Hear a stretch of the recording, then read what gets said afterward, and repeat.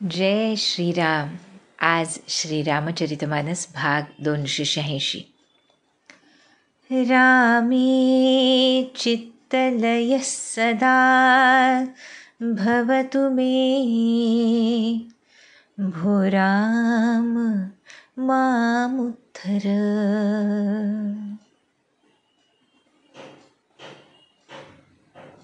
हनुमत कृपेनं भगवतचरणी चित्तलय होऊन उद्धार व्हावा अशी ज्याची अपेक्षा असते, तो आपला भाव एकविध करून अनन्य राहून शरणागतीपूर्वक एकच गुरुप्रदत्त मार्ग चालायला सुरुवात करतो. मग त्याला कोणतीही गोष्ट जी प्रपंचात घडत असते ती आड येत नाही असं महाराजांनी सांगितलं. किंबहुना भगवंताची सद्गुरूंची कृपा कशी कोणत्या स्वरूपामध्ये वर्षाव करते याचं सम्यक आकलन त्याला व्हायला लागतं. जसं आपण काकभुशुंडी चरित्रामध्ये बघतो आहोत, आपण केवळ म्हणतो की प्रत्येक गोष्ट प्रभू कृपेनं होते, प्रभू इच्छेनं होते आणि जे घडतं ते चांगलंच घडतं असं आपण व्यवहारात अनेक वेळा म्हणतो. पण हे बहुतेक वेळा तेव्हा म्हटलं जातं जेव्हा ते घडून गेल्यानंतर बराच काळ लोटलेला असतो. ज्यावेळी ती घटना घडत असते त्यावेळी मात्र अनेकदा त्याबद्दल दुःख किंवा काही उद्वेग किंवा क्रोध यासारख्या भावना उच्चंबळतात. आणि हे न व्हावं यासाठी राम करता हा भाव अखंड हृदयाशी जपावा हे काकभुशुंडी चरित्रानं आम्हाला शिकवलं. आणि आता काकभुशुंडीच जे प्रभूंचं दर्शन या शरीरामुळे काक शरीरामुळे घडलं म्हणून काक शरीरावर प्रेम करणारे असे महानुभाव आहेत आणि ज्यांचे सर्व संशय नाहीसे झाले प्रभू दर्शनामुळे हे त्यांनी आम्हाला सांगितलं. स्वतःचं चरित्र अतिशय प्रांजळपणानं अनेक जन्मांपासून शिवकृपेनं ज्ञान नष्ट न झाल्यामुळे त्यांनी आम्हाला सांगितलं. काही संतजन किंवा काही अभ्यासक काकभुशुंडींना टाईम ट्रॅव्हलर अशी उपमा देतात असं विशेषण देतात बरं का, की त्यांनी त्या टाईम लेस स्टेटमध्ये राहून पूर्वीच्या टाईममध्ये पूर्वीच्या वेळेत काळात जाऊन आपलं चरित्र आम्हाला सांगितलं म्हणून त्यांना टाईम ट्रॅव्हलर असं म्हटलं जातं. ते खरं असलं तरीसुद्धा हा टाईम ट्रॅव्हलिंग जो प्रकार आहे तो सर्व सिद्ध आणि रिअलाइज्ड बीइंग्सना अतिशय सहज असतो. त्यामुळे त्यांच्या दृष्टीनं वेळ किंवा काळ याला खरं अस्तित्वच नसतं. जसं आपण मागे बघितलं की it is just a thought for them. त्यामुळे तो विचार जो मनाच्या पलीकडे गेला तो त्या काळाच्या पलीकडे जातो. त्यामुळे मनाच्या पलीकडे जाण्याचा राजमार्ग नामस्मरण जे भगवंतांनी सांगितलं, सद्गुरूंनी ते आम्हाला दिलं, त्यामध्ये अखंड राहणाऱ्याला हे टाईम ट्रॅव्हलिंग प्रकार काय असतो किंवा टाईमलेस स्टेट काय असते याचं आकलन, याची अनुभूती गुरुकृपेनं येते असं संत सांगतात. असे हे भक्तोत्तम काकभुशुंडी आज आम्हाला भक्तीचा महिमा पुन्हा सांगणार आहेत. जसं म्हटलं अविरत रामकथा करणारे असे हे महानुभाव आहेत आणि त्यामुळे श्रीराम कथा आणि त्यांच्या भक्तीचा महिमा या पलीकडे काकभुशुंडी काही जाणत नाहीत असं वाटावं असा एकविध भाव त्यांचा आहे. म्हणजे आम्ही कसं असलं पाहिजे, आमची अनन्यता कोणत्या दर्जाची असली पाहिजे हे देखील काकभुशुंडी आम्हाला शिकवतात. त्यामुळे आज तुलसीदास काकभुशुंडींच्या मुखातून आम्हाला काय ऐकवणार आहेत ते बघूयात. म्हणाले, भगति पच्छहठ करी रहेऊ दीन्ही महाऋषि साप, मुनि दुर्लभ बर पायऊ देखहु भजन प्रताप. म्हणतायत, मी हट्ट धरला आणि भक्तीच्याच पक्षावर अडून राहिलो. बरं का. नाही का, आपण बघितलं अशी आत्यंतिक सगुणासक्ती आहे काकभूषुंडींची, की लोमश मुनींनी कितीही ज्ञान सांगायचा प्रयत्न केला, तत्वमसी हा बोध केला, तरीसुद्धा मी भक्तीच्याच पक्षावर अडून राहिलो. त्यामुळे म्हणतायत महर्षी लोमश यांनी मला शाप दिला, दीन महाऋषी साप. पण त्याचा परिणाम असा झाला की मुनींनाही दुर्लभ असलेलं वरदान मला त्यांच्याकडूनच मिळालं. असा हा भक्तीचा प्रताप असतो, असं आम्हाला इथे काकभूषुंडी सांगतात. मुनी दुर्लभ वर पायऊ देखहु भजन प्रताप. काय असतो नामस्मरणाचा महिमा हे आम्हाला सांगतायत. आणि आता सांगतायत भक्तीबद्दलच. जे असी भगति जानी परिहरही, केवल ज्ञान हेतु श्रम करही, ते जड काम धेनु गृह त्यागी, खोजत आकु फिरही पय लागी. सुनुख गे सहरी भगति बिहाई, जे सुख चाहही आन उपाई, ते 60 महासिंधु बिनु तरनी, पैरी पार चाहही जड करनी. सुनि भुसुंडी के बचन भवानी, बोले गरुड हर्षि मृदुबानी. तव प्रसाद प्रभु मम उर्माही, संशय शोक मोह भ्रम नाही.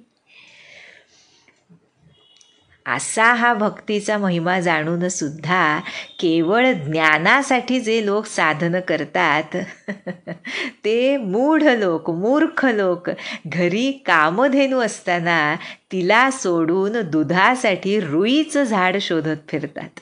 काय सुंदर उपमा दिली आहे. काय भक्तीची थोरवी सांगण्याची खूबी आहे पहा काकभूषुंडींची. म्हणतायत की ज्ञानासाठी केवळ साधन करतात, ज्ञानप्राप्ती असं एक ध्येय ठेवून जे साधन करतात, आत्मानात्म विचार घेऊन जो साधन करतात. जसं नेहमी आम्ही म्हणतो, आमच्या महाराजांचे योग इतके विलक्षण असतात की कालच्याच प्रवचनामध्ये याबद्दलच विवेचन महाराजांनी केलेलं आहे, भक्ती आणि ज्ञान. आता जे काकभूषुंडी आम्हाला सांगतायत आणि पुढे सांगणार आहेत त्याचबद्दलचं विवेचन कालच्या प्रवचनामध्ये 7 ऑगस्टच्या प्रवचनामध्ये महाराजांनी केले. काय म्हणतायत तिथे ते, तर ज्ञानमार्गामध्ये आत्मानात्म विचाराला प्राधान्य असतं, त्यामुळे तिथे बुद्धीच्या सामर्थ्यावर फार भर असतो. पण मायेचा जोर फार विलक्षण असल्यामुळे साधकाला ती केव्हा फसवील, म्हणजे बुद्धी केव्हा फसवील याचा नेम नसतो. ज्ञानमार्ग फार कठीण आहे. ज्ञानमार्गी माणसाला अभिमानाची बाधा लवकर होते. माझंच मत तेवढं खरं असं तो धरून चालतो. पुढे ज्ञानी आणि भक्तामधला फरक देत आहेत महाराज, तो आपण पुढे बघूया. फार सुंदर महाराजांचं प्रवचन सगळं ह्या काकभूषुंडी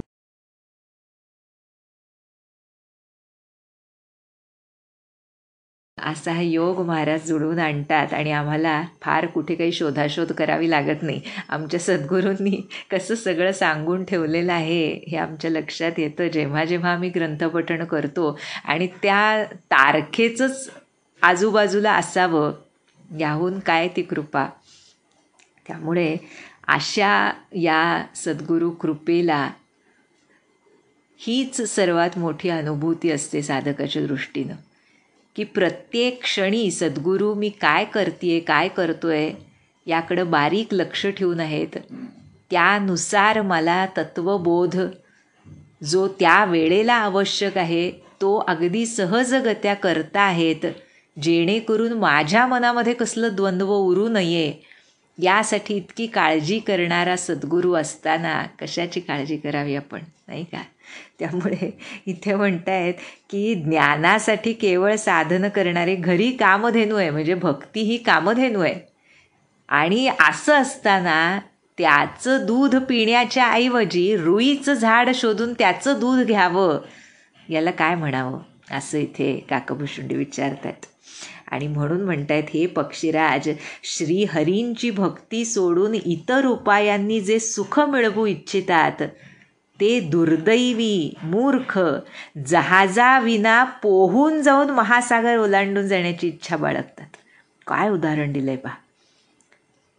म्हणजे सुखप्राप्तीसाठी जर इतर मार्गांचा अवलंब केला, भक्ती सोडून, कसं आहे, आणि ना खरे जे संत असतात, जे ज्ञानमार्गी असोत योगमार्गी असोत, ह्याचा अनुभव घेतलेला आहे, असे संत आहेत, आज देखील आहेत, की ते संत आम्हाला खरं काय आहे ते सांगायला चुकत नाहीत.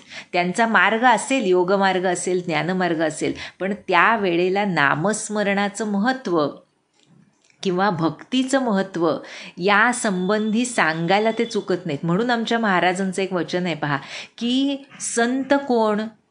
जर तुम्हाला संताला ओळखायचं असेल तर तो नामाबद्दल काय बोलतोय ते बघावं म्हणतात महाराज. जर नामाबद्दल त्याचे विचार स्वच्छ शुद्ध असतील तर तो निश्चित संत आहे.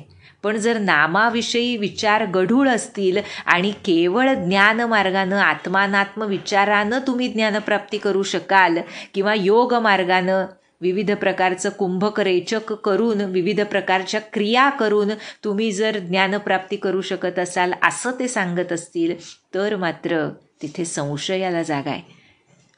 कारण या सृष्टीचा उगम त्या नामामध्ये आहे. त्यामुळे कुठल्याही मार्गानं गेलात तरी शेवटी तुम्हाला नामापाशी यावंच लागेल म्हणतात महाराज. त्यामुळे सुरुवातीपासूनच का ते करू नये, जेणेकरून योग ज्ञान तुमच्या पाठी लागेल की माझं वर्ण करा. आणि तुम्ही म्हणाल नको मला योग, नको मला ज्ञान, मला केवळ माझ्या भगवंतांच्या भक्तीमध्ये रमायचं आहे, त्यांच्या चरणसेवेमध्येच माझं आयुष्याचं इति कर्तव्य आहे. ही शरणागती, ही अभिमान शून्यता केवळ भक्तिमार्गामध्ये येते. म्हणून इथे सांगतायत की इतर मार्गांनी सुख मिळवू इच्छिणारे जहाजाविना महासागर पोहता येईल का? इतकं अवघड काम आहे. आणि भक्तिरूपी जहाज आणि त्या भक्तिरूपी जहाजावर आरूढ आमचे सद्गुरुरूपी नावाडी, यापेक्षा सोपा मार्ग कोणता असू शकतो, नाही का? त्यामुळे आता शिवभगवान सांगतायत की हे काकभुशुंडींचं बोलणं ऐकून गरुड काय म्हणाले ते आमच्या मातेला सांगतायत. सुनी भुसुंडी के बचन भवानी, बोले ओ गरुड हर्षि मृदुबानी, तव प्रसाद प्रभु मम उर्माही, संशय शोक मोह भ्रम नाही, सुनेउ पुनीत राम गुण ग्रामा, तुम्हारी कृपा लहेउ विश्रामा, एक बात प्रभु पूछऊ तोही, कहु बुझाई कृपा निधि मोही. शिवभगवान सांगतायत, हे भवानी, भुशुंडींचं बोलणं ऐकून गरुड अतिशय कोमल शब्दात अत्यानंदानं म्हणाले, प्रभो, तुमच्या प्रसादामुळे माझ्या मनातला शोक, संदेह, मोह, भ्रम यापैकी काहीही उरलेलं नाही. स्वच्छ झालेलं आहे अंतःकरण आता.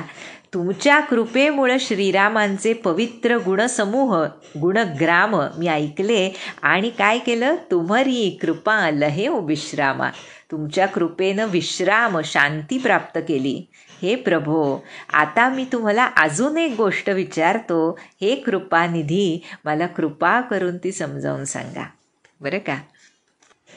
समोर ज्ञान शिरोमणी, भक्ती शिरोमणी, योग शिरोमणी काकभुशुंडी बसलेले असताना योग्य तो प्रश्न विचारून स्वतःचं समाधान करून न घेणारा तो भक्त कसला.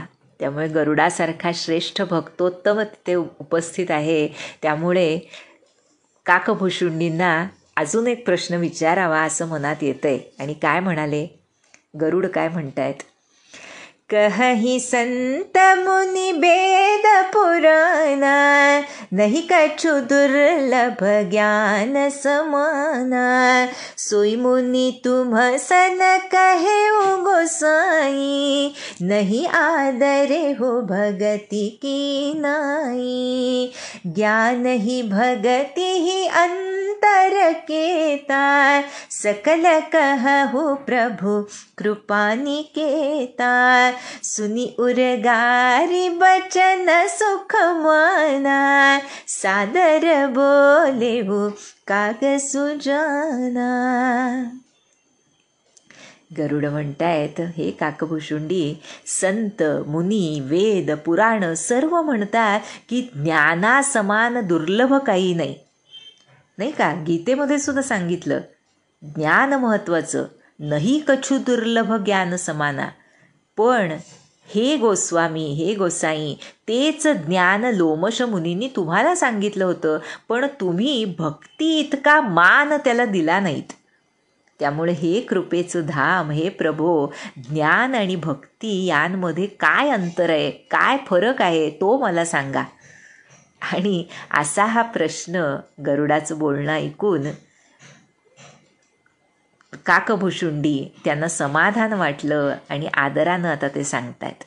पहा बरं कसं असतं ना, प्रश्न कोण विचारतंय, त्यानंतर त्या प्रश्न विचारण्यामागे हेतू काय आहे, तो शुद्ध आहे का केवळ परीक्षा करण्याचा हेतू आहे. त्याबरोबरच त्या प्रश्न विचारणाऱ्याची बुद्धी किती सद्गुरू किंवा भगवत समर्पित आहे, त्या प्रश्न विचारणाऱ्याचा हेतू आणि त्या प्रश्नाचं उत्तर दिल्यानंतर त्याच्या मनामध्ये काय फरक होऊ शकतो, त्याची प्रॉबॅबिलिटी, आणि जाणून घेण्याची तीव्र लालसा, या शेवटच्या गोष्टीला अत्यंत महत्त्व असतं. तीव्र लालसा पाहिजे. केवळ काहीतरी एक प्रश्न विचारायचा म्हणून विचारला, मग त्यांनी ते उत्तर दिल्यानंतर आम्ही त्याच्याकडे लक्षसुद्धा पूर्णपणे दिलं नाही, किंवा ते त्यांनी सांगताना आम्ही तिथे उपस्थितही राहिलो नाही किंवा मनानं, तर मग त्या प्रश्नाला काही अर्थ नाही. मग आम्हाला पूर्ण उत्तर का मिळत नाही सत्पुरुषांकडनं, याचं कारण हे असतं, कारण आम्ही त्या तीव्र लालसेनं, शुद्ध हेतूनं तो प्रश्न विचारलेला नसतो. मग ते सुद्धा ते जाणकारच असतात, त्यामुळे ज्या स्तरावर राहून मनाच्या आम्ही तो प्रश्न विचारलेला असतो तेवढंच उत्तर आम्हाला मिळतं. त्यामुळे नेहमी ह्या सर्व गोष्टी जमेत धरून मग प्रश्न विचारावा. तीव्र लालसा ही परमार्थ मार्गातल्या प्रत्येक स्टेपवर महत्त्वाची असते. त्याच्याशिवाय परमार्थ मार्गामधले जे जाणकार संत महात्मे आहेत ते आम्हाला खऱ्या अर्थानं मार्गदर्शन करत नाहीत किंवा करू शकत नाहीत, कारण त्यांना माहीत असतं त्याचा उपयोग होणार नाही. पण ज्या वेळेला त्यांना असा गरुडांसारखा श्रेष्ठ प्रश्नकर्ता भेटतो, त्या वेळेला मात्र त्यांचं उत्तर हे अचूक, मर्मावर बोट ठेवणारं, काही चूक असेल तर ते सुधारणारं, आमचा अभिमान कमी करणारं आणि आमच्या मनातलं द्वंद्व, संशय पूर्णपणे त्याचं निराकरण करणारं असं उत्तर असतं. त्यामुळे असा प्रश्नकर्ता भेटल्यामुळे गरुड, काकभुशुंडी आता गरुडांना उत्तर देत आहेत भक्ती आणि ज्ञानाबद्दल. बरं का, म्हणाले, भगति ही ज्ञान ही नहीं कछु भेदा, उभय हरहि भव संभव खेदा। नाथ मुनि सकहि कछु अंतर, सावधान सो सुनु बिहंग बर। काय सांगतायत, भक्ती ज्ञान यामध्ये खरं काही फरक नाही. दोन्हीही भक्ती आणि ज्ञान संसारापासून जे क्लेश उत्पन्न होतात त्यांचं हरण करतात, म्हणजे दुःख निवारण करतात, भक्ती असो वा ज्ञान.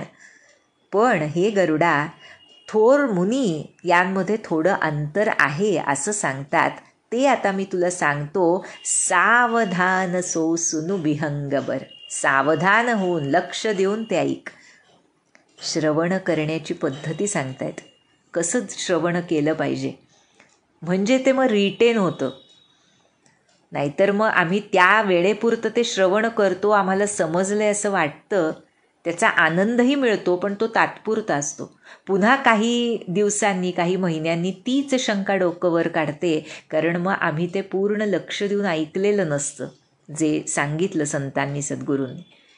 त्यामुळे लक्ष देऊन ऐक असं काकभूषुंडी म्हणाले गरुडांना. आणि आता सांगतायत, ज्ञान विराग जोग विज्ञाना, ए सब पुरुष सुनहु हरि जाना, पुरुष प्रताप प्रबल सब माती, अबला अबद सहज जड जाती, पुरुष त्यागी सक नारी, जो विरक्त मति धीर, न तु कामी विषया बस, विमुख जो पद रघुबीर, सो मुनि ज्ञान निधान, मृगनयनी विधु मुख निरखी, बिबस होई हरि जान नारी, विष्णु माया प्रकट.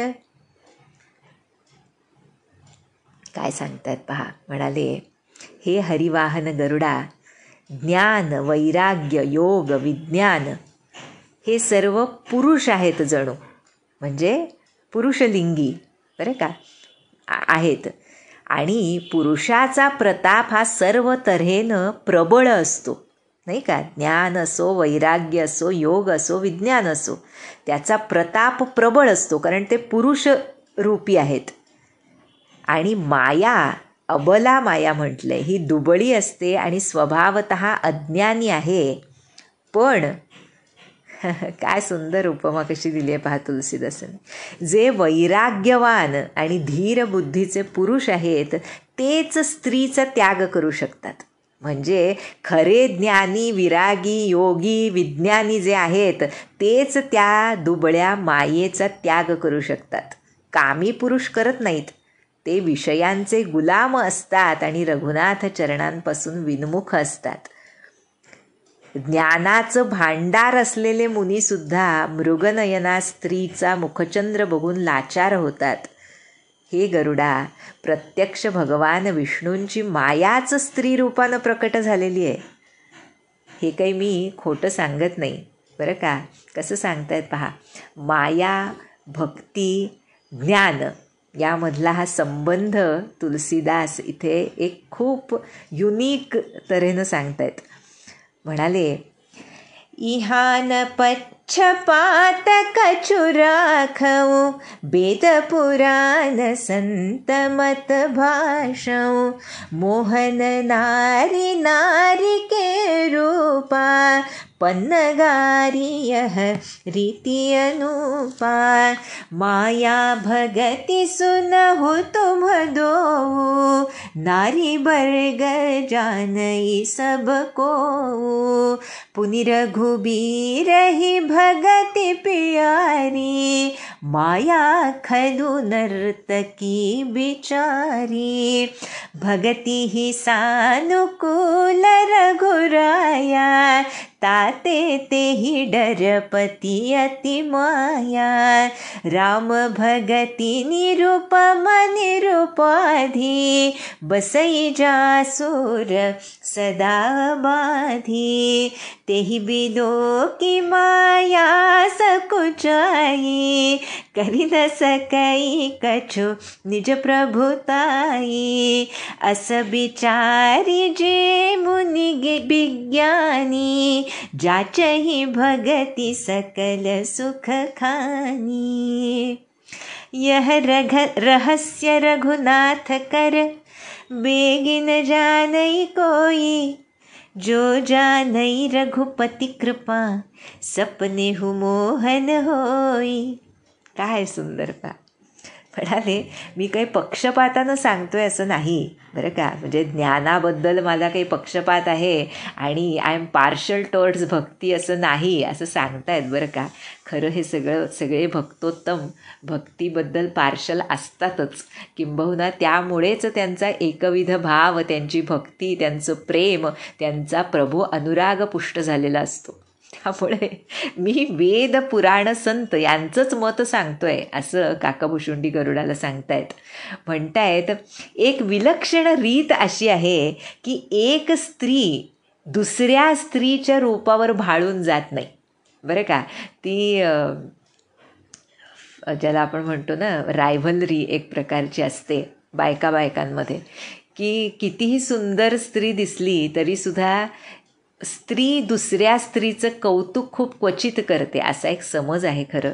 पण असं आहे, असं सर्व मत सांगतंय, असं विलक्षण रीत आहे असं इथे तुलसीदास सांगतायत. त्यांना सांगायचं वेगळं, इथे स्त्रियांबद्दल सांगायचं नाही आहे त्यांना.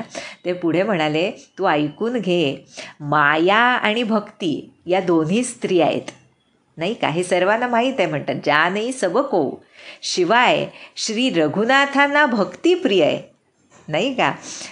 आमची सीता माताच भक्तिमती आहे, भक्तीच आहे प्रत्यक्ष, त्यामुळे साहजिक आहे श्री रघुनाथांना भक्तीच प्रिय आहे. आणि माया ही बिचारी केवळ नर्तकी आहे सांगितलं आहे. माया खलू नर्तकी बिचारी, खरोखर निश्चितपणे सांगतायत केवळ नर्तकी आहे आणि रघुनाथांना मात्र भक्तिप्रिय आहे.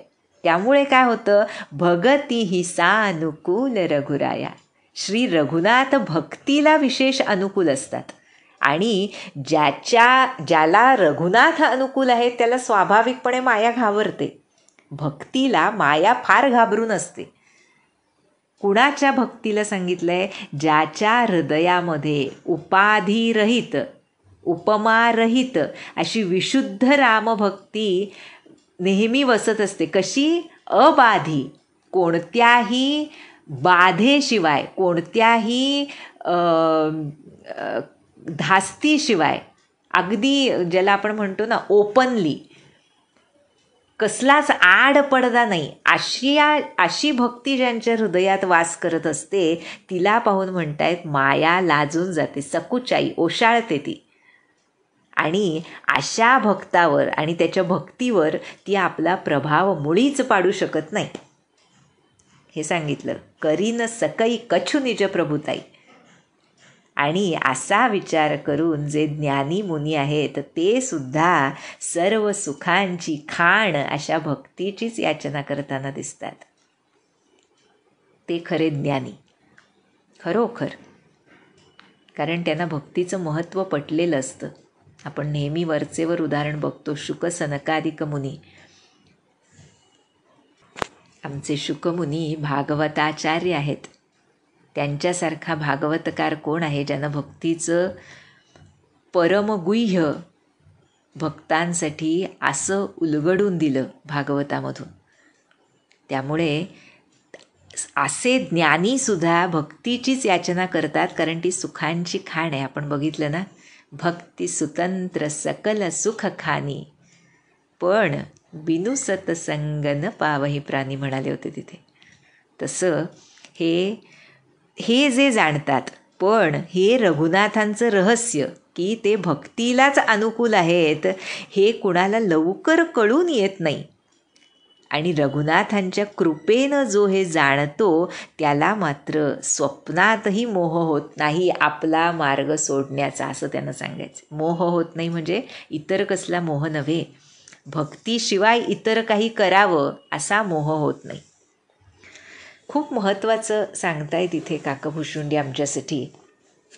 जे भक्तिमार्गाला चिकटलेले आहेत सद्गुरू कृपेनं त्यांचा प्रश्नच नाही. पण आज विविध माध्यमांमधून विविध प्रकारच्या भगवद मार्गांबद्दल श्रवण करताना दिसतात अनेक लोक. आणि त्यामुळे हा भ्रम किंवा एक प्रकारचं द्वंद्व मनामध्ये निर्माण व्हायची शक्यता असते. कारण अनेक जण सांगतात की ज्ञानमार्गामध्ये प्रगती लवकर होते, तुम्ही त्या थॉटलेस स्टेटपर्यंत लवकर पोहोचू शकता, किंवा त्यामध्ये काहीतरी खरं का आम्ही आकृष्ट होतो, ज्ञानमार्ग असो किंवा योगमार्ग किंवा काही क्रिया यांकडे का आकृष्ट होतो, तर आम्हाला शांत बसण्याची सवय नसते. महाराज म्हणतातच काही न करता बसणं फार अवघड आहे. आणि ह्या ज्ञानमार्गामध्ये आणि योगमार्गामध्ये बुद्धी, मन, शरीर या सर्वांची हालचाल सुरुवातीच्या काळामध्ये असते, जेणेकरून आम्ही काहीतरी केलंय किंवा काहीतरी करतोय, साधनेमध्ये आम्ही काहीतरी करतोय असा भाव कुठंतरी इंटलेक्च्युअल मनुष्याच्या अंतःकरणात निर्माण होतो आणि त्यामुळे आम्ही साधनेत आहोत असं वाटतं. आमच्या महाराजांनी नाम दिलंय आणि केवळ माळ घेऊन नाम जपणं ह्याच्यात काय आहे असं वाटतं ना अनेकदा, की काहीतरी आत्मानात्म विचार करावा, वैराग्यासंबंधी वाचावं, चिंतन करावं, निधिध्यास करावा, योग मार्गातल्या क्रिया कराव्यात, आसन प्राणायाम प्रत्याहार करावा, या अशा अनेक गोष्टी आम्ही अनेकविध ऐकत वाचत असल्यामुळे आमच्या मनामध्ये येतात. म्हणून महाराजांचा आग्रह, एक गुरु आणि ते सांगतील तेच साधन. हे जो करतो त्याच्या मनात द्वंद्व येणंच शक्य नाही आणि मग त्याची गोडी लागते.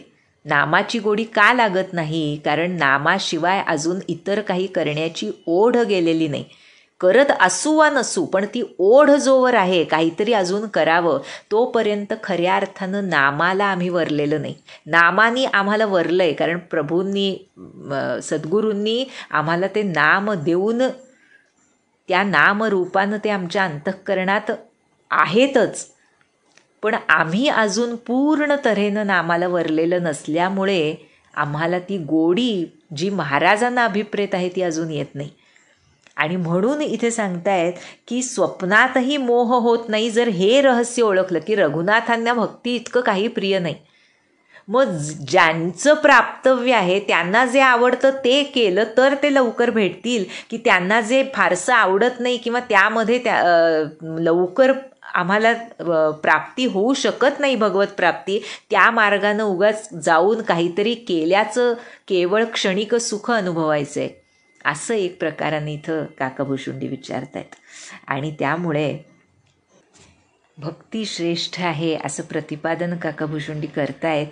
आणि आता अजून एक फरक ज्ञानभक्तीमधला, त्यातला अंतर आणि ज्ञानासंबंधी अनेक चौपाया इथे तुलसीदासांनी घातल्या आहेत, की ज्ञानप्राप्ती कशी असते बरं का. म्हणजे ज्ञानाबद्दल सुद्धा त्या ग्रंथांतरी श्रोत्यांना समजावं यासाठी काही चौपाया घातल्या आहेत. आणि किंबहुना हेच पुन्हा प्रतिपादन करण्यासाठी की कसं अवघड आहे आणि त्यापेक्षा भक्ती कशी सहज आणि आनंददायक आहे, आल्हाददायक आहे. त्यामुळे आता सांगतायत, और ज्ञान भगति कर भेद सुनहु सुप्रवीण, जो सुनी होई राम पद प्रीती सदा अभिचीन. हे बुद्धिमंत गरुडा, अजून ज्ञान आणि भक्तीमधलं अंतर सांगतो ते ऐक. जे ऐकल्यामुळे श्रीरामांच्या चरणी अखंड अविच्छिन्न असं प्रेम निर्माण होतं. आणि आता काकाभुशुंडी सांगतायत ज्ञान आणि भक्तीबद्दल.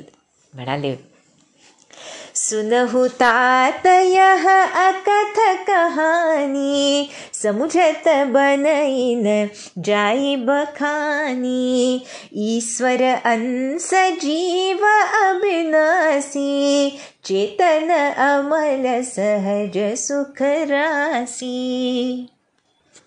सो माया बस भयउ गोसाई, बंध्यो कीर मरकट किनाई, जड चेतन ही ग्रंथि परि गई, जदपि मृषा छूटत कठिनाई, तब ते जीव भयउ संसारी, छूटन ग्रंथिन होई सुखारी, श्रुति पुराण बहु कहे उपाई, छूटन अधिक अधिक रुझाई, जीव हृदय तम मोह विशेषी, ग्रंथि छूट किमि परई न देखी, अस संजोग ईस जब करई, तबहु कदाचित सो निरुअरई,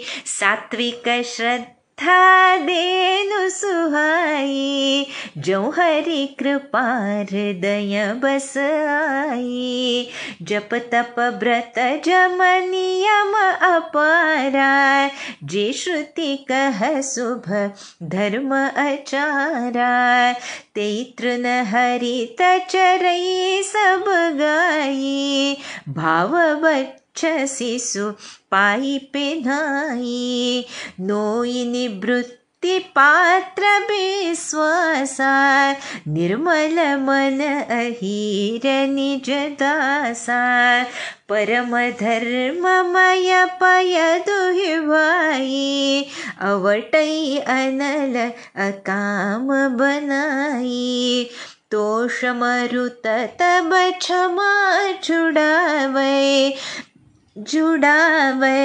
धृति समजावनु दे जमावे, मुदिता मथई विचार मथानी, दम आधार रजो सत्य सुबानी, तब मथि काढ़ी ले लवनीता, बिमल बिराग सुभग सुपुनीता, जोग अग्नि करि प्रगट तब, कर्म शुभा शुभ लाई, बुद्धि सिरावई ज्ञान घृत, ममता मल जरि जाई, तब विज्ञान रूपिणी बुद्धि बिसद घृत पाई, चित्त दिया भरि धरई दृढ़, समता दियटि बनाई, तीनि अवस्था तीनि गुण, तेहि कपास तई काढ़ी, तूल तुरीय संवारी पुनि, बाती करई सुगाढ़ी, एहि विधि ले सई दीप तेज राशि विज्ञानमय, जातहि जासु समीप जरहि मदादिक सलभ सब, सोहमस्मि इति वृत्ति अखंडा, दीप शिखा सोई परम प्रचंडा, आत्म अनुभव सुख सुप्रकाशा, तब भव मूल भेद भ्रमनासा, प्रबल अविद्या कर परिवारा, मोह आदि तब मिटई अपारा, तब सोई बुद्धि पाई उजियारा, उरगृह बैठी ग्रंथि निरुआरा, छोरन ग्रंथि पाव जो सोई, तब यह जीव कृतारथ होई, छोरत ग्रंथि जानि खगराया, विघ्न अनेक करई तब माया, रिद्धि सिद्धि प्रेरई बहु भाई, बुद्धि ही लोभ दिखावहि आई, कलबल छल करि जाहि समीपा, अचल बात बुझावहि दीपा, होई बुद्धि जो परम सयानी, तिन्ह तन चितवन अनहित जानी, जो तेहि विघ्न बुद्धि नहीं बाधी, तौ बहोरी सुर करहि उपाधि, इंद्री द्वार झरोखा नाना, तह तह सुर बैठे करि थाना, आवत देखहि विषय बयारी, ते हठि देहि कपाट उघारी, जब सो प्रभंजन उरगृह जाई, तब ही दीप विज्ञान बुझाई, ग्रंथि न छूटी मिटा सो प्रकाशा, बुद्धि विकल भई विषय बतासा, इंद्रिय सुर धन ज्ञान सोहाई, विषय भोग पर प्रीति सदाई, विषय समीर बुद्धि कृत भोरी, तेहि विधि दीप को बार बहोरी, तब फिर जीव विविधि विधि पावई संसृति क्लेश, हरि माया अति दुस्तर तरि न जाई बिहगेस, कहत कठिन समुझत कठिन साधन कठिन विवेक, होई घुनाक्षर न्याय जौ पुनि प्रत्यूह अनेक, ज्ञानपंथ कृपान कै धारा, परत खगेस होई नहीं बारा.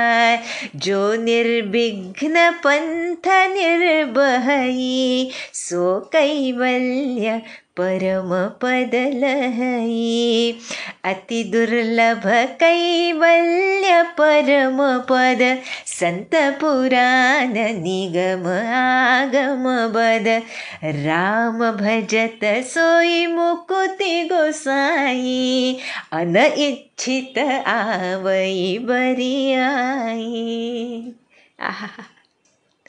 हा संबंध जरा मोठा भाग एकदम घेण्याचं कारण, संबंध ज्ञानमार्ग या एवढ्याच उपायांमध्ये एक प्रकारे तुलसीदासांनी सांगितले. कसं आहे ना, आपण आधीसुद्धा बघितलं पहा, आपल्या मार्गाचं प्रतिपादन करत असताना दुसरा मार्ग त्याच्याशी कंपॅरिझन करून सांगावं लागतं. पण याचा अर्थ दुसरा मार्ग चूक आहे असं नाही, हे सुद्धा या चौपायांवरून लक्षात येतं. म्हणजे ज्ञानमार्ग, योगमार्ग त्यापेक्षा भक्ती श्रेष्ठ हे प्रतिपादन करत असताना ज्ञान आणि योगमार्ग चूक मुळीच नाहीत. किंबहुना ते अत्यंत फलदायी आहेत, पण अत्यंत दुर्लभ, अतिशय कठीण आहेत. ते कसे कठीण आहेत आणि काय काठिण्य आहे त्यामध्ये, हे आता इथे तुलसीदास आम्हाला सांगतायत. त्यामुळे हे लक्षात घेणं फार महत्त्वाचं, आणि कसं प्रतिपादन केलं आहे हे सुद्धा त्यातली खुबी लक्षात घेणं महत्त्वाचं आहे. की भक्तीची विशेषता, त्याची क्वालिटी, त्याचा परिणाम, परिपाक हे सर्व सांगत असताना ज्ञान योगाने सुद्धा सिद्धी कशी प्राप्त होते, अंतिम सिद्धी, हे सुद्धा तुलसीदास सांगायला चुकले नाहीत. त्यामुळे त्यांचं श्रेष्ठत्व, खरा संत कसा असतो हे सुद्धा इथे तुलसीदासांनी दाखवून दिलं. सांगतायत गरुडाला, हे तात आता ऐक, अशी गोष्ट सांगतो जी केवळ अनुभवानं कळते, सांगता येत नाही. नाही का, ज्ञान हे अनुभवगम्य आहे, ते सांगता येत नाही. जीव हा ईश्वराचा अंशच आहे आणि म्हणून तोही अविनाशी आहे, चेतन आहे, निर्मळ आहे आणि स्वभावतःच सुखाची खाण आहे. बरं का, महत्त्वाची गोष्ट सांगतायत, खूप महत्त्वाच्या चौपाईचा चरण आहे हा. ईश्वर अंश जीव अविनाशी, चेतन अमल सहज सुखराशी. खूप प्रसिद्ध आहे हा चरण, कारण यामध्ये जीव काय आहे हे सुद्धा तुलसीदासांनी सांगितलं. की मुळातच ईश्वर अंश असल्यामुळे तोही अविनाशी आहे. म्हणजे ईश्वर जितका अनादी आहे तितकाच जीवही अनादी आहे, हे इथे तुलसीदास सांगतायत. आणि तितकाच सुखराशी आहे, निर्मळ आहे. पण मायेमध्ये गुंतल्यामुळे पोपटाप्रमाणे किंवा एका मरकटाप्रमाणे आपला आपणच बंदिस्त झालाय, आणि अशा रीतीनं जड आणि चेतन यांची गाठ पडली. ज्याला चिज्जड ग्रंथी म्हणले ना आमचे ब्रह्मानंद महाराज, तशी ती गाठ जड आणि चेतनाची पडली आहे. ती गाठ जरी खोटी आहे, मिथ्याच आहे, पण ती सुटायला मात्र फार कठीण आहे. तेव्हापासून जीव, ही गाठ जेव्हा जड चेतनाची पडली तेव्हापासून जीव जन्म मृत्यूच्या चक्रात पडलाय. म्हणजे जन्मणारा आणि मृत्यू पावणारा असा झालाय. आणि आता ती गाठ सुटत नाही आणि जीव सुखी होत नाही. अनेक उपाय वेद पुराणांमध्ये सांगितले तरी सुद्धा ती गाठ काही सुटत नाही, उलट अधिकाधिक गुंतत जाते. महाराज म्हणाले ना, लोकरीचा गुंडा आहे आणि त्यातली कुठली गाठ दोरा कुठला ओढायचा कळलं नाही की अजून गुंता होतो. तसं ह्या जड चेतनाच्या मिलनामुळे, त्यांच्या गाठ पडल्यामुळे ती गाठ सुटत नाही, उलट गुंतत जाते. जीवाच्या हृदयामध्ये अज्ञानरूपी अंधकार असा पसरलेला असतो की ती गाठही दिसत नाही. म्हणजे गाठ पडली आहे हे कळलं तरी खूप आम्ही प्रगती केली म्हणायला पाहिजे, म्हणताय तिथे तुलसीदास. म्हणजे जोवर आम्हाला हेच कळत नाही की आम्ही मायेमध्ये अडकलेलो आहोत, ती मायाच स्वाभाविक जेव्हा आम्हाला वाटते की असं असणारच, असं जेव्हा वाटतं तेव्हा ती गाठसुद्धा दिसेनाशी होते सांगतायत. आणि कधीतरी परमेश्वर असा योग आणून देतात तेव्हासुद्धा क्वचितच ही गाठ सुटू शकते. जर श्री हरिकृपेनं सात्विक श्रद्धारूपी गाय हृदयरूपी घरात निर्माण झाली, ती येऊन राहिली, अनेक जप तप व्रत यम नियम असे शुभ कर्म घडलं. जे आचार विचार आहार विहार सांगितले श्रुतींमध्ये वेदांमध्ये, तसं धर्माचरण घडलं. असं झालं तर ती श्रद्धारूपी गाय त्यावर चरते आणि आस्तिक भावरूपी लहान वासरू पाहून तिला पान्हा फुटतो. काय सुंदर सांगितलंय पहा. सांसारिक विषयामधून आणि प्रपंचातून निवृत्तीच्या दोरीनं त्या गायीचे पाय बांधावे लागतात आणि मग धार काढावी लागते. कशी धार काढायची? ती ज्ञानरूपी धार जी आहे कशी काढायची? कशात काढायची? विश्वासरूपी भांड्यामध्ये. मन निर्मळ असलं पाहिजे. धार काढणारा गवळी म्हणजे तो जो साधक आहे तो कसा असला पाहिजे? संयमी असला पाहिजे. परमधर्ममय असं दूध काढलं गेलं पाहिजे. निष्काम भावरूपी अग्नीवर तापवलं गेलं पाहिजे. क्षमा संतोष अखंड नांदला पाहिजे. मग त्या हवेनं ते थंड होईल गरम केलेलं दूध. धैर्य आणि शमरूपी विरजणानं त्याचं दही लावता येईल. त्यानंतर प्रसन्नतारूपी मोठ्या डेऱ्यामध्ये तत्वविचाररूपी रवीनं इंद्रिय दमनाच्या खांबाच्या आधारानं, काय सुंदर लिहिलंय तुलसीदासांनी खरोखर. सत्य आणि सुंदर वाणीरूपी दोरी लावून त्याला घुसळावं लागेल. मग त्यातून सुंदर आणि पवित्र वैराग्यरूपी लोणी येईल. अशी ही सगळी ज्ञानमार्गाची प्रोसेस सांगितले. म्हणजे श्रद्धा पाहिजे, जप तप व्रत नियम पाहिजेत, शुभ कर्म पाहिजेत, आचार विचार उत्तम पाहिजेत, धर्माचरण पाहिजे, निवृत्ती पाहिजे संसारातून, विश्वास पाहिजे, निर्मळ मन पाहिजे, संयम हवा, निष्काम भाव हवा, क्षमाशील वृत्ती हवी, अखंड संतोष प्रसन्नता हवी आणि त्यातून वैराग्य निर्माण होईल. ही प्रोसेस आहे. हे सर्व असेल तर ज्ञान. जसं साधन चतुष्टय सांगितलंय तुलसीदासांनी थोडक्यात सुंदर उपमा देऊन. आणि मग म्हणतायत, मग योगरूपी अग्नी तयार करून त्यात सर्व शुभाशुभ कर्मरूप त्यात घातली इंधन म्हणून, की मग सर्व कर्म त्यात जळून जातील. कर्मशून्य अवस्था आलीच पाहिजे ज्ञानमार्गामध्ये. आणि जेव्हा वैराग्यरूपी लोण्यातलं ममतारूपी मळ लोण्यातला जळून जाईल, तेव्हा ते ज्ञानरूपी तूप निश्चयात्मक बुद्धीनं थंड करून मग विज्ञानरूप बुद्धीनं ते ज्ञानरूपी निर्मळ तूप मिळालेलं चित्तरूपी दिव्यामध्ये भरून समतारूपी तिवईवर ते ठेवावं लागेल. केवढी प्रोसेस सांगितली पहा. फार सुंदर सांगितलंय. म्हणजे आम्ही त्याच्या भानगडीतच पडणार नाही, पडू नये अशा दृष्टीनंच तुलसीदासांनी सांगितलंय की ह्या सर्व गोष्टी तुम्ही करणार आहात का? जमणार आहे का? आधीच प्रपंचाचे प्रॉब्लेम सुटत नाहीत, त्याच्यात हा ज्ञानमार्गाचा एक अजून नवीन प्रॉब्लेम कुठे डोक्यावर घेऊन व्हायचं नाही का? त्यामुळे हे वाचूनच असं वाटतं की नको बाबा, आमची भक्ती बरी, आमचं नामस्मरण बरं, त्या भानगडीत पडायलाच नको नाही का? त्यामुळे त्याच दृष्टीनं सांगितलं आहे. पण खरा अत्यंत प्रभावी असा हा मार्ग आहे. ज्याला साधला त्याला साधतो. पण ह्या सर्व गोष्टी आजच्या काळामध्ये साधणं अत्यंत कठीण, जवळजवळ दुर्लभ आहे, अशक्य आहे. आणि म्हणून त्याकडे वळू नका असं आम्हाला श्री महाराजांसारखे संत परोपरीनं सांगतात. आणि अशा त्या समतारूपी तिवईवर ते जे चित्त रूपी दिव्यामध्ये भरून ते तूप ठेवलं, त्यानंतर जागृती स्वप्न सुषुप्ती या अवस्था आणि सत्वरज तम या 3 गुणांच्या कापसामधून तुर्यावस्थारूपी स्वच्छ कापूस काढून तो चांगल्या प्रकारे वळून त्याची सुंदर घट्ट वात तयार करावी लागेल.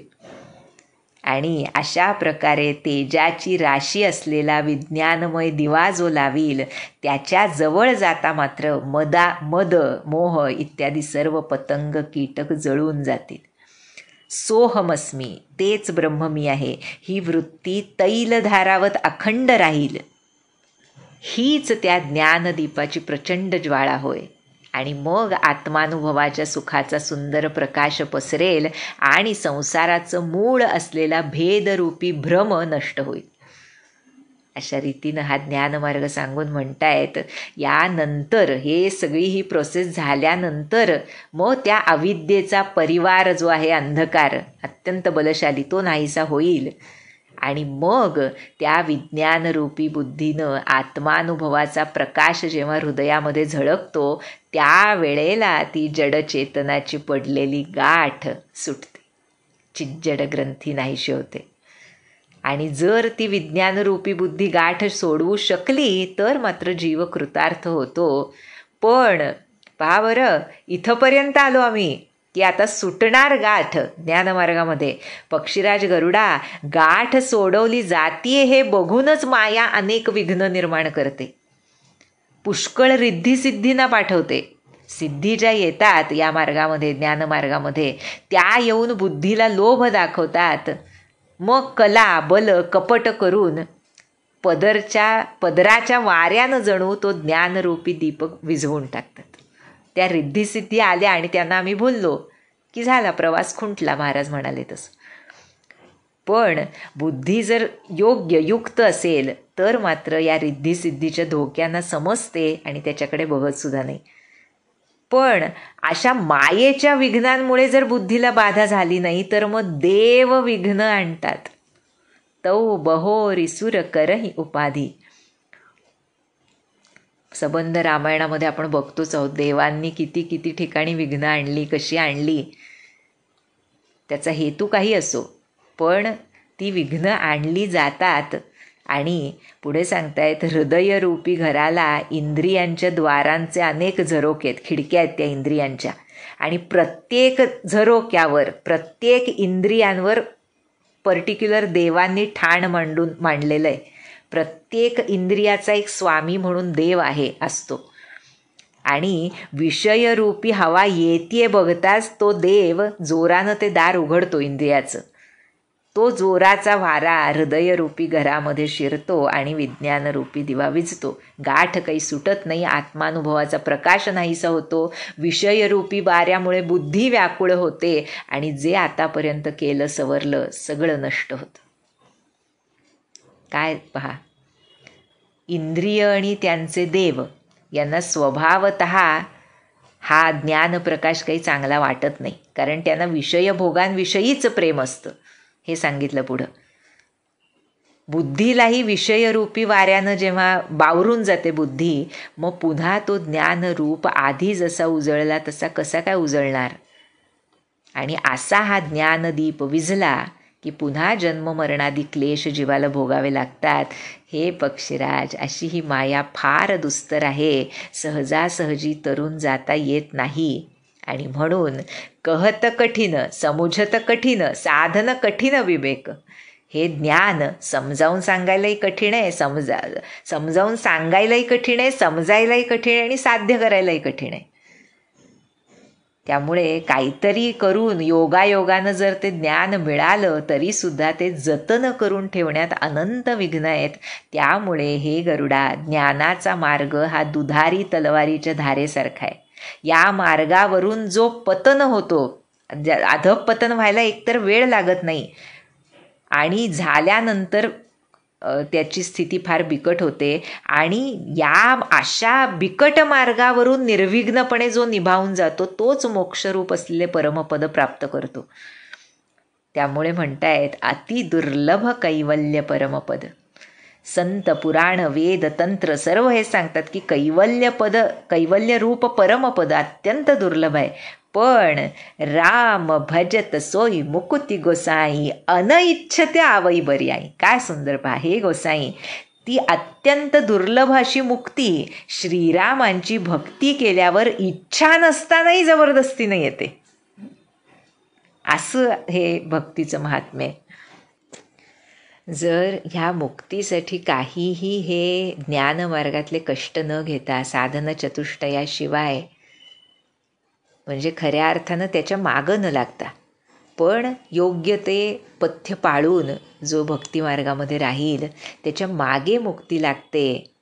त्यामुळे भक्ती हीच श्रेष्ठ आहे. अत्यंत दुर्लभ अशी मुक्तीसुद्धा भक्ती केल्यानंतर पाठी लागते, असं इथे तुलसीदास सांगतायत. आणि पुन्हा भक्तीच्या महात्म्यावर येत आहेत. आता असं हे भक्तीचं महात्म्य कसं आहे अजूनही पुढे सांगणार आहेत, कारण त्यांना आपल्या रामभक्तीचं श्रेष्ठत्व सिद्ध करायचं आहे. आणि खरोखर हे सर्व वाचल्यानंतर ज्ञानमार्ग कितीही श्रेष्ठ असला तरी किती प्रकारची विघ्न त्यामध्ये येऊ शकतात. आणि भक्तीमध्ये सुरुवातीला शरणागती असल्यामुळे आणि सद्गुरूंची भरभक्कम साथ असल्यामुळे आम्ही किती निश्चिंतपणे ह्या मार्गावर प्रवास करू शकतो हे लक्षात आलं तरी आम्हाला भक्तिपंथी सद्गुरू मिळाले याबद्दल कृतज्ञता हृदयामध्ये दाटून येते. पण ती केवळ कृतज्ञता वाटून उपयोगाची नाही, त्यानुसार आमचं आचरण घडो आणि अखंड नामस्मरण जे सद्गुरुनाथांना प्रिय आहे ते आमच्याकडून होवो हीच त्यांच्या चरणी प्रार्थना करूया. आणि पुढच्या भागामध्ये पुन्हा भक्तीबद्दल, भक्तीच्या श्रेष्ठत्वाबद्दल तुलसीदास काकभुशुंडींच्या मुखातून काय सांगतायत हे आपण बघूया. जानकी जीवन स्मरण. जय जय राम.